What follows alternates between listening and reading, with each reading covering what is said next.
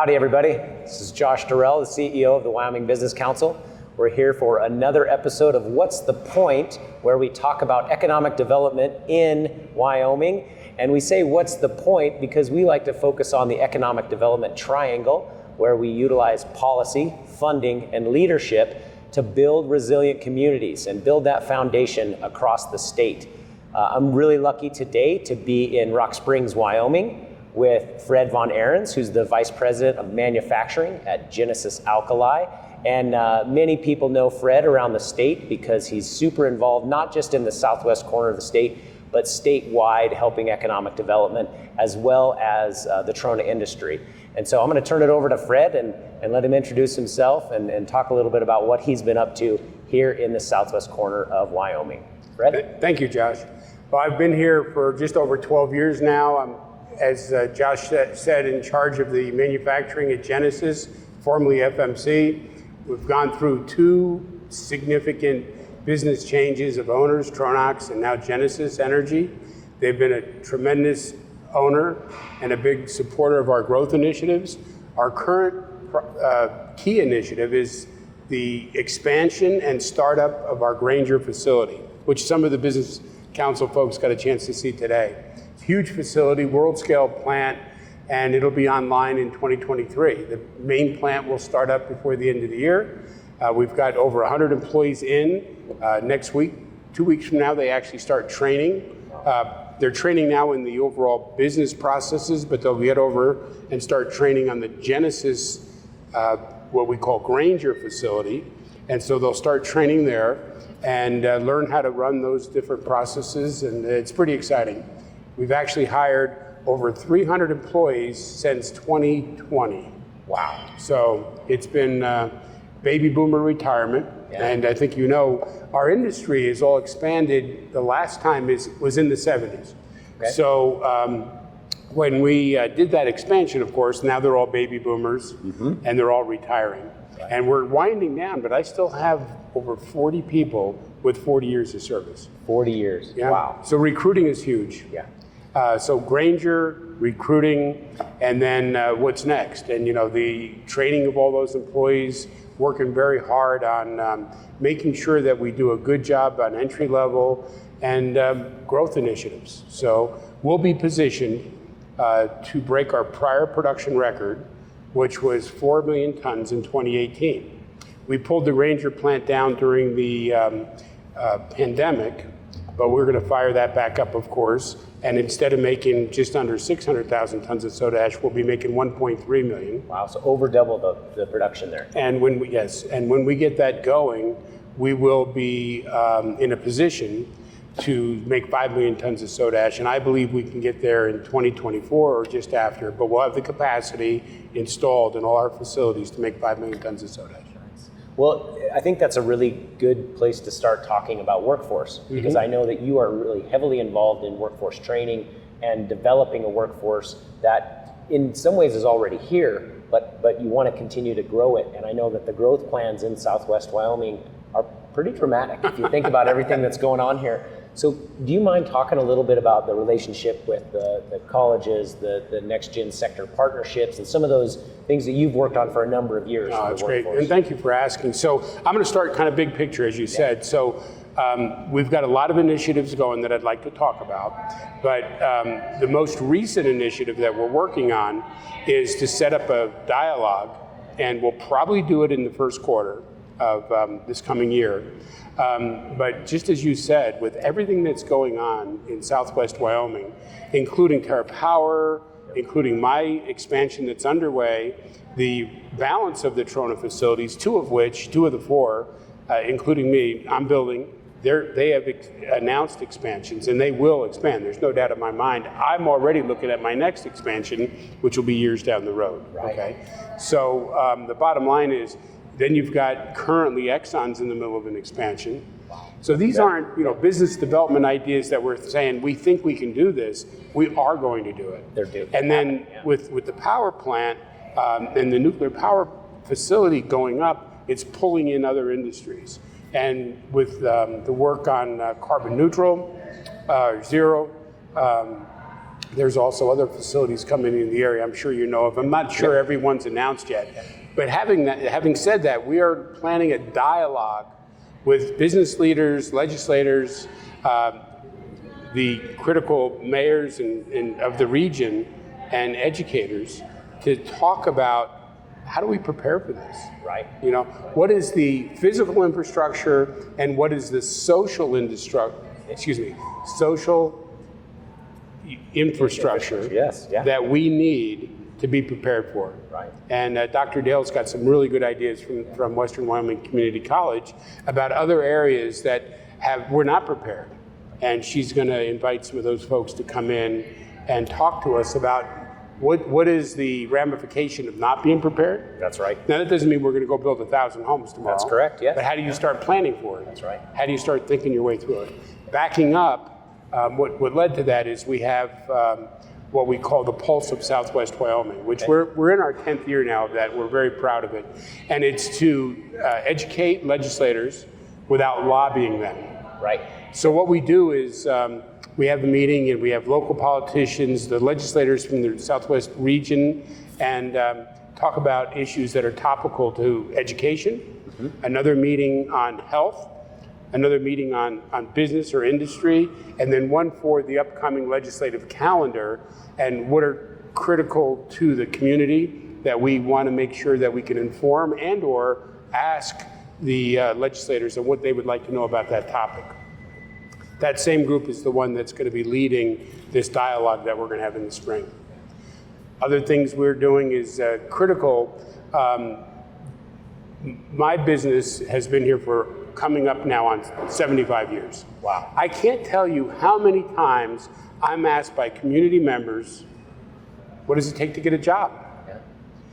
That's my job to make sure they know how to get a job in my business. Yeah. So we really started getting involved with the schools and also talking to them about where the future job growth is. Okay. But I realized very quickly that it's hard for them to synthesize what Genesis wants, what Exxon wants, Right. what Simplot wants, and then leave it to them to figure out. Right. So through NextGen and other initiatives with the state, which thank you very much for supporting that, that's phenomenal. It's been a big help in facilitating this. We've got an executive leadership team that meets monthly or every other month, depending on the season, and we have quarterly workshops on what do we need. So we have processes for mechanics, we have processes for electricians out of the community college, we have CTE programs in the high schools, the regional high schools, but what we came up with is the single biggest thing we hire are operators. Right. And there's not an operator training program. Okay. Within 15 months, Western Wyoming put together the first class of plant process operators. That's great. And we're hiring them like crazy. That's great. And this year, based on all the expansions, I asked them, could you put on a second class? And they're putting on that second class. So that's the kind of relationship we have. And that, I think that ability to move quickly and to make things happen that's important to the community, that's really a great thing about the community college system in Wyoming. It is. And Dr. Dale does a great job of responding and making sure that they're ready for you.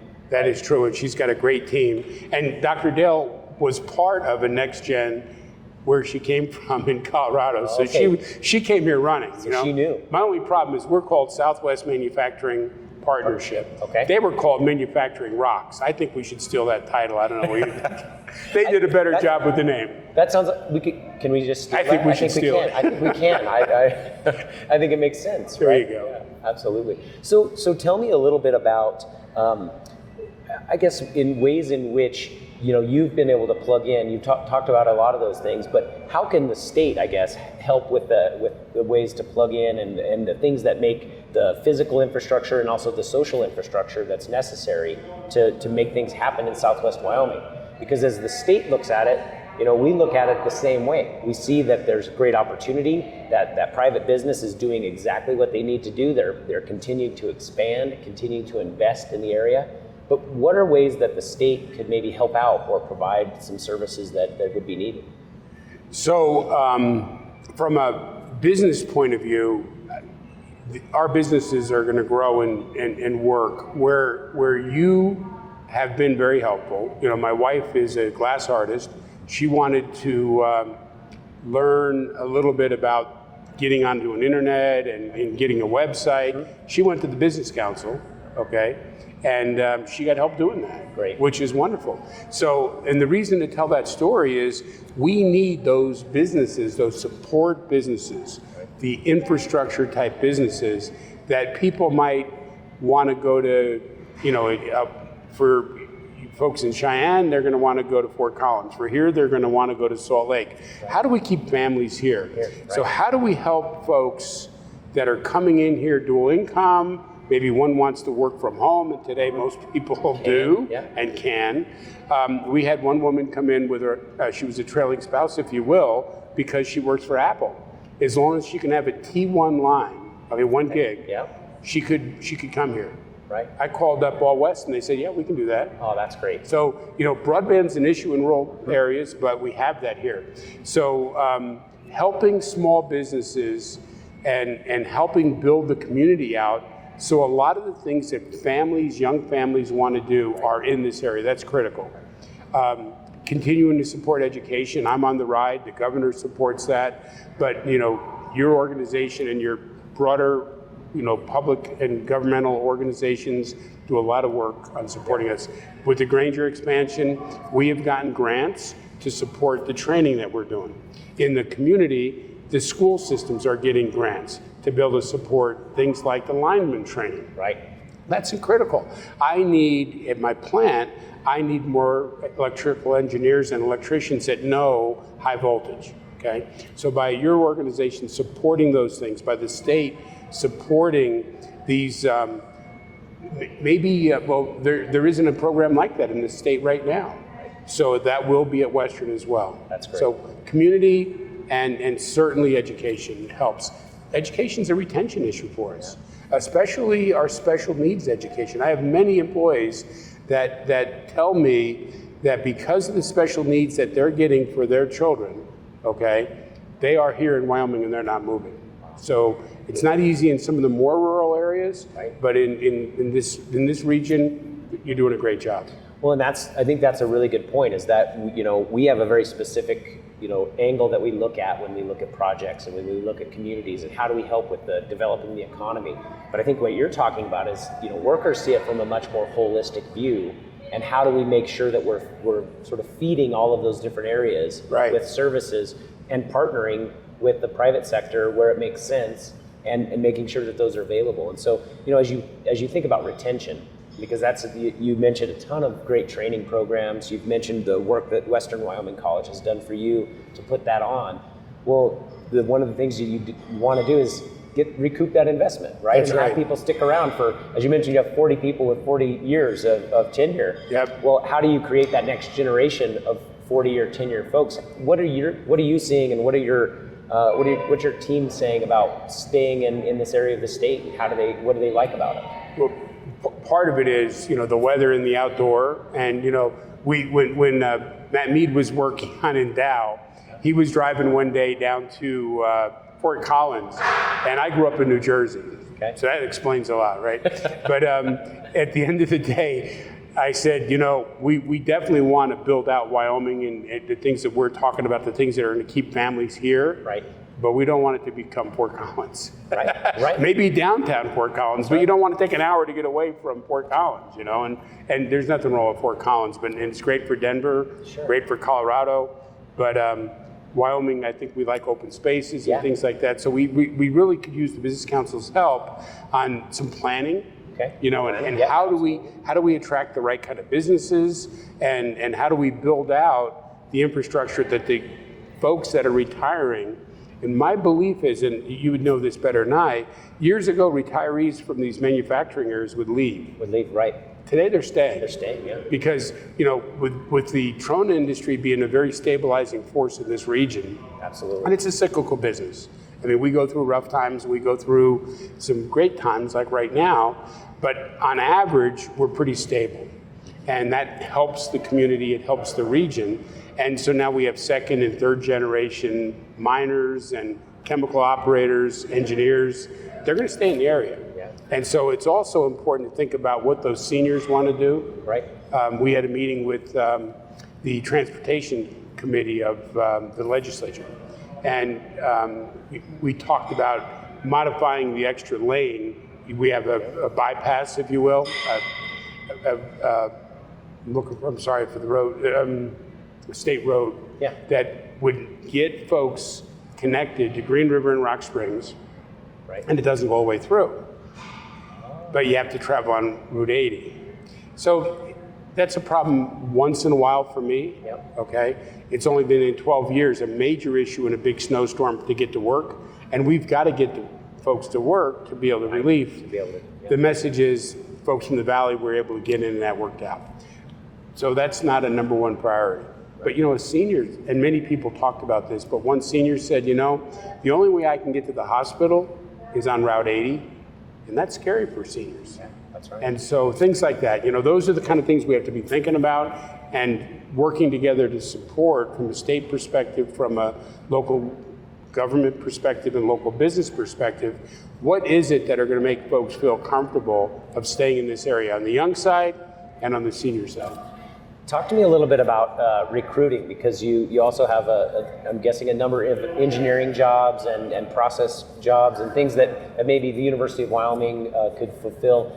How is that for you? Is that pretty easy? Is it difficult? How does that work? So we this will sound canned, but we hire, first preference is folks from Wyoming. Okay. And the reason is they love Wyoming and they want to stay in Wyoming. Right. And so hands down, anybody will tell you that.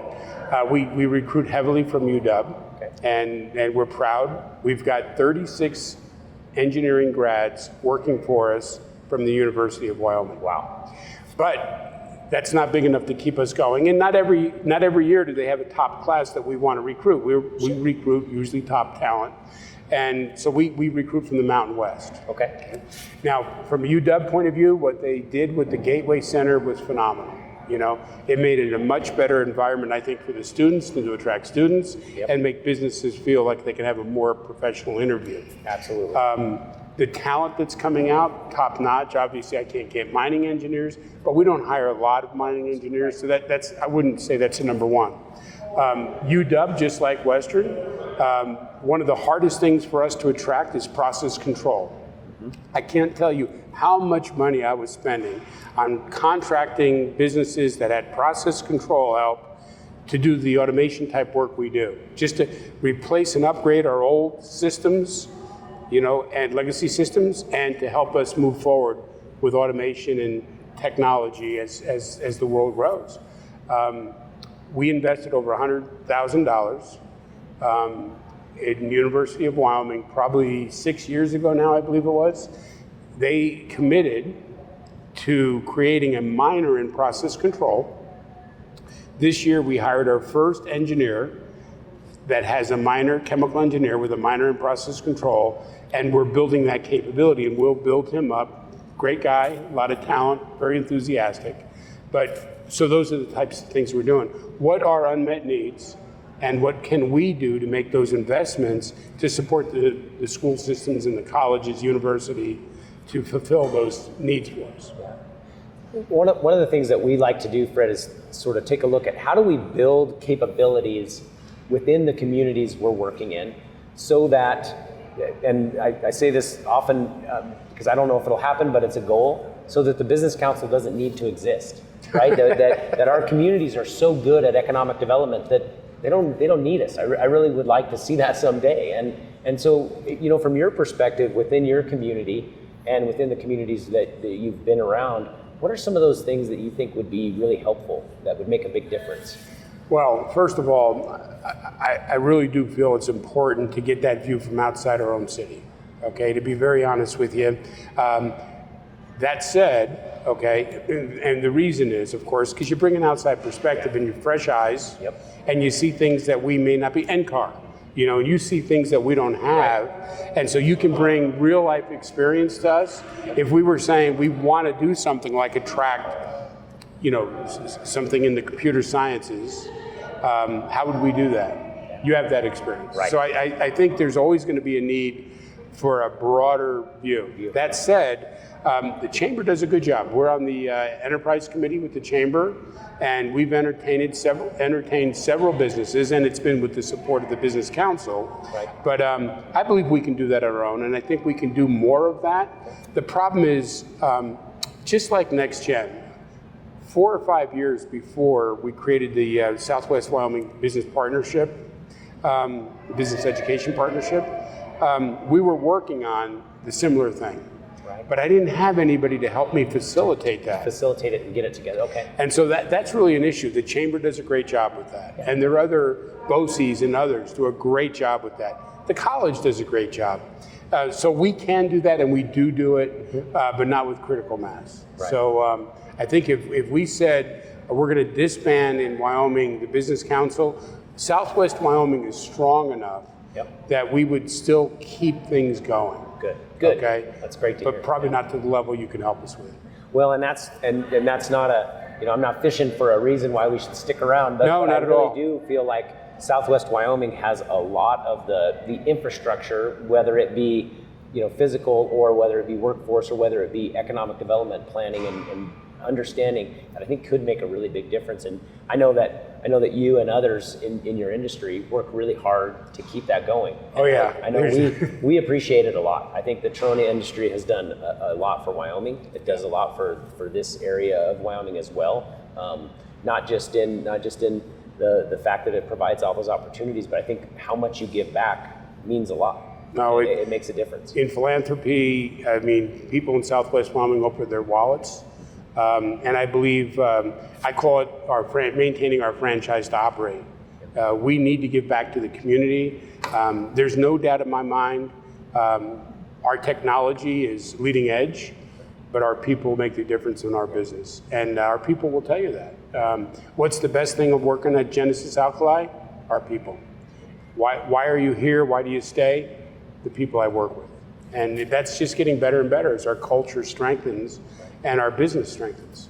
And that ties the fabric of the community together.